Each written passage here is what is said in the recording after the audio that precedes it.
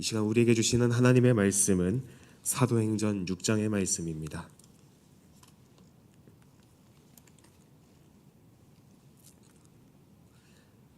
사도행전 6장 1절에서 15절 말씀을 함께 교독하겠습니다.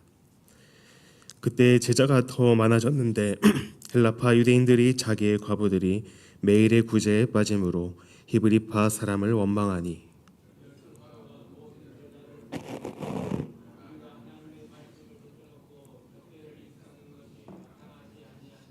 형제들아, 너희 가운데서 성령과 지혜가 충만하여 칭찬받는 사람 7을 택하라. 우리가 이 일을 그들에게 맡기고 온 무리가 이 말을 기뻐하여 믿음과 성령이 충만한 사람 스데반과 또 빌립과 브루고로와 니가노르와 디몬과 바메나와 유대교에 입교했던 안디옥 사람 니골라를 택하여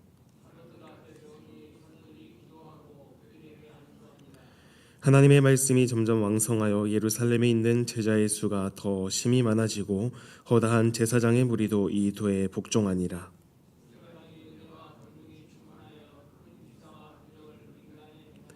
이른바 자유민들 즉 구레네인 알렉산드리아인 길리기아와 아시아에서 온 사람들의 회당에서 어떤 자들이 일어나 스데반과 더불어 논쟁할세.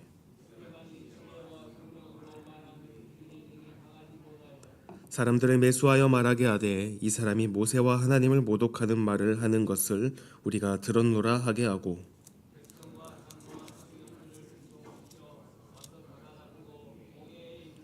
거짓 증인들을 세우니 이르되 이 사람이 이 거룩한 곳과 율법을 거슬러 말하기를 마치 아니하는도다.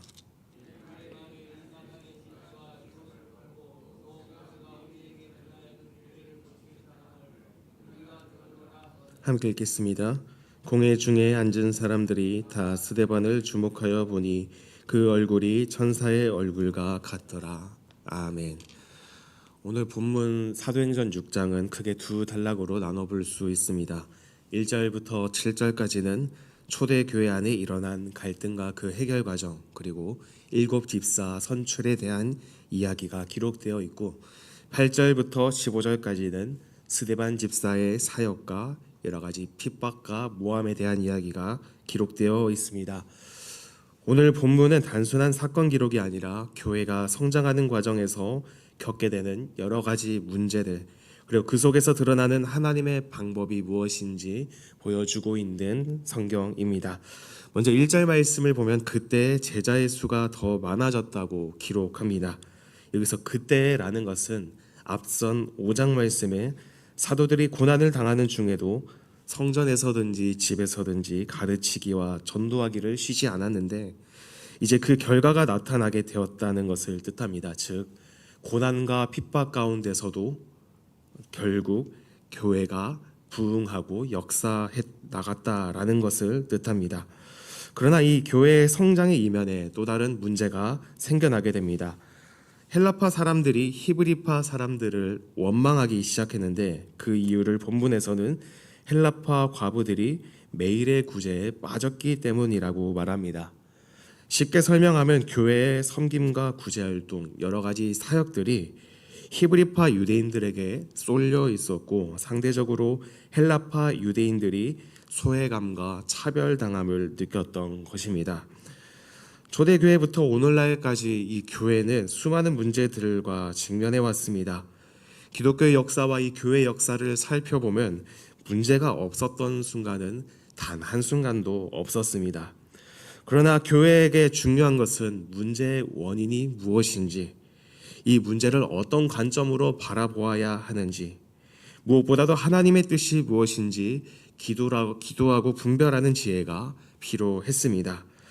2절 말씀을 보면 12사도는 이 문제를 외면하지 않고 사람들을 불러 모아 이렇게 말합니다. 우리가 하나님의 말씀을 제쳐놓고 접대를 일삼는 것이 마땅하지 아니하니. 본문에는 이 문제가 굉장하게 짧게 기록되어 있지만 그 당시 상황을 들여다보면 이 문제를 가지고 얼마나 많은 성도들이 이것을 어떻게 해결해야 될지, 어떤 방법이 가장 좋을지 그 안에서 많은 토론과 이야기들이 있지 않았겠습니까? 이 사도들은 성도들을 불러 모아서 하나님의 말씀을 제쳐놓고 접대를 일삼는 것이 마땅하지 아니하다. 이것은 우선순위가 무엇인지 사람들에게 이야기해 주는 것입니다. 교회의 가장 중요한 중심은 말씀과 기도라는 것을 다시 한번 강조합니다. 만일 사도들과 이 성도들이 모든 행정과 구제 문제를 직접 처리하고 치리하다가 말씀과 기도를 소홀하게 한다면 교회의 본질이 흔들리게 될 것이다. 문제를 앞두고 있음에도 말씀과 기도가 먼저 우리의 중심에 자리 잡혀 있어야 한다는 것을 이 사도들이 강조했던 것입니다. 이 사도들의 말이 결코 구제를 경시하는 말은 아니었습니다. 오히려 더 책임 있게 다루겠다는 뜻이기도 합니다. 그래서 이 사도들은 성령과 지혜가 충만하여 칭찬받는 사람 7을 택하라고 제안합니다. 여기서 눈여겨보아야 할 것은 이 집사의 자격입니다. 단순히 능력이 있는 사람이 아니라 성령과 지혜가 충만하고 공동체로부터 인정받는 사람이어야 했다고 기록합니다. 이 선택된 7사람은 스데반과 길필립, 브로고로와 니가노르, 디몬과 바메나, 안디옥 사람 니골라입니다. 이들의 이름을 살펴보면 전부 다 헬라식 이름인 것으로 보아 이 7사람이 아마 헬라파 유대인들이 아니었나 우리는 추측해 볼 수 있습니다.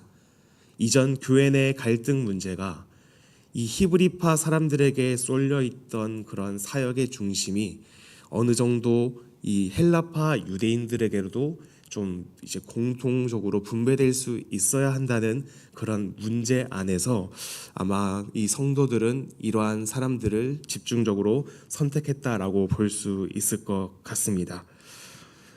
이 사도들과 교회의 공동체는 이 문제를 다수의 힘으로 누르는 방법을 선택하지 않았습니다. 당시 초대교회는 히브리파 유대인들이 주를 이루었습니다. 상대적으로 헬라파 유대인들이 소외될 수밖에 없었습니다. 그러나 교회 공동체는 교회 내의 약자가 누구인가, 소외당하는 자가 누구인가, 그런 사람들에게 더욱더 시선을 돌려서 이 문제를 해결해 나갔던 것입니다.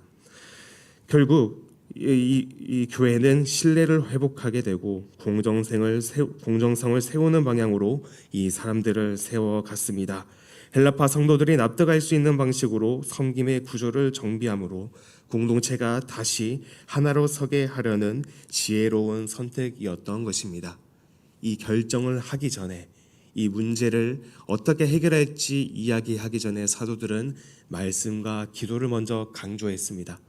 이들의 지혜가 뛰어나서 이들의 통찰력이 뛰어나서 이 문제를 해결할 수 있었던 것이 아니라 말씀과 기도를 중심으로 이 문제를 바라보았고 하나님의 뜻이 무엇인지 이 말씀과 기도를 통해 알 수 있었던 것입니다. 이후에 사도들은 그들에게 안수를 하며 집사의 직분을 주게 됩니다. 이 안수와 임명 절차는 공동체적 위임을 뜻합니다. 교회 안의 직분은 권리가 아니라 책임이며 높아지는 자리가 아니라 더 깊이 섬기는 자리입니다. 그래서 이 장면은 교회가 갈등을 해결할 때 힘이 아니라 섬김과 신뢰로 길을 열어가는 모습을 잘 보여줍니다.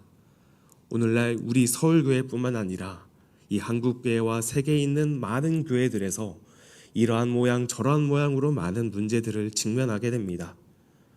우리는 이 문제를 어떻게 바라보아야 하느냐, 어떻게 해결해야 하느냐, 인간적인 생각이 앞서는 것이 아니라 나의 욕심과 나의 생각과 나의 판단이 앞서는 것이 아니라 날마다 말씀과 기도로 하나님의 뜻이 무엇인지 분별하며 또 구하는 그런 지혜가 우리에게 필요한 것을 오늘 말씀은 보여주고 있습니다. 그 결과 7절은 이렇게 증언합니다. 하나님의 말씀이 점점 왕성하여 제자의 수가 더욱 많아지고 허다한 제사장의 무리도 이 도에 복종하였다고 기록합니다. 이 갈등이 정리된 후에 교회는 결코 위축되지 않았습니다. 오히려 더 분명한 방향을 가지고 앞으로 나아갔습니다. 말씀과 기도로 해결했던 그 문제는 사라지고 하나님의 능력과 성령의 역사하심이 이 초대교회 가운데 충만하게 임했던 것입니다. 8절부터는 스데반의 이야기가 기록되어 있습니다. 그는 7집사 중 한 사람이었습니다. 그러나 그는 단순히 구제를 담당하는 자로 머물지 않았습니다. 은혜와 권능이 충만하여 큰 기사와 표적을 민간에게 행했다고 기록합니다. 여기서 우리는 직분의 본질을 다시 한번 보게 됩니다. 사실 어떤 직분이냐가 중요한 것이 아니라 얼마나 하나님으로 충만하느냐가 우리에게 더 중요한 것입니다. 스데반은 맡겨진 자리에서 충성했을 뿐이지만 하나님께서는 그를 통해 능력을 나타내셨던 것입니다. 그런데 그의 사역은 곧 수많은 논쟁을 불러오게 됩니다.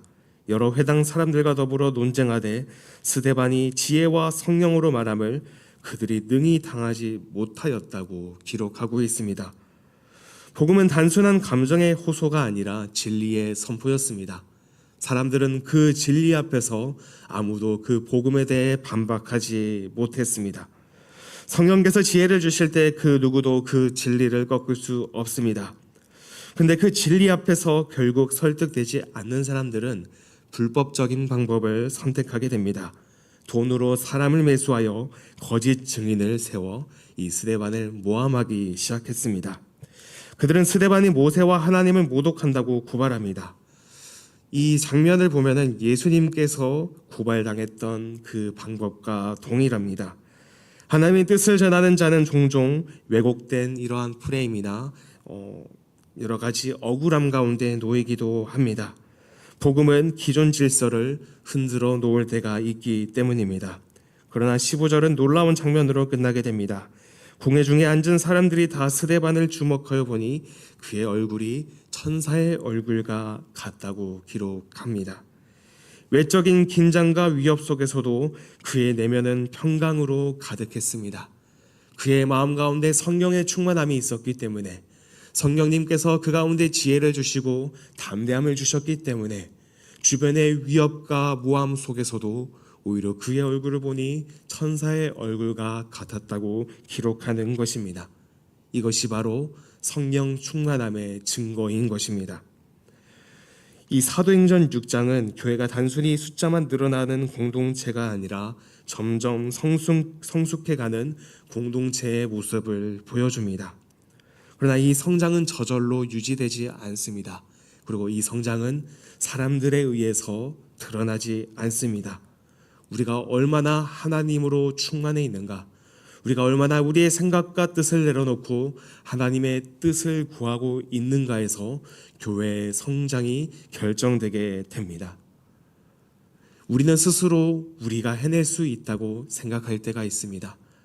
올바른 교회의 정책, 그리고 사람들이 좋아하는 여러 가지 사역적인 프로그램들, 사람들의 귀에 듣기 좋은 예배들, 우리는 이러한 것들이 교회의 부흥과 성장을 가지고 올 수 있다고 때로는 착각하기도 합니다.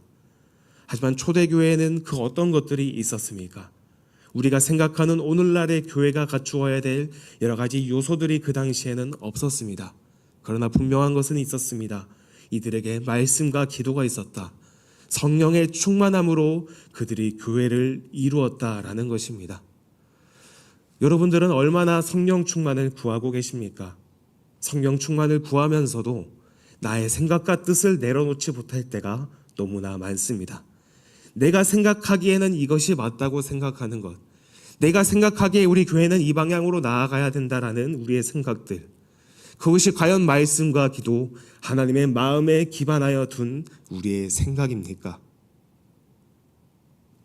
우리는 날마다 말씀과 기도, 매번 우리는 강조합니다. 이 말씀과 기도. 하지만 가장 원론적인 이 질문이 가장 우리에게 중요한 진리인 줄 믿습니다. 말씀과 기도로 나아가며 날마다 하나님께서 허락하신 이 성령 공동체, 교회 공동체를 이끌어가며 날마다 하나님께서 기뻐하시는 교회를 세워나갈 수 있는 우리 모두가 되기를 간절히 소망합니다. 성령님께서 역사하실 것입니다. 성령님께서 하실 것입니다. 그 성령님을 의지하며 우리와 함께 하시며 우리를 결코 포기하지 않으시는 그 하나님을 신뢰함으로 오늘 하루도 걸어갈 수 있는 우리 모두 되기를 주님의 이름으로 간절히 축원합니다.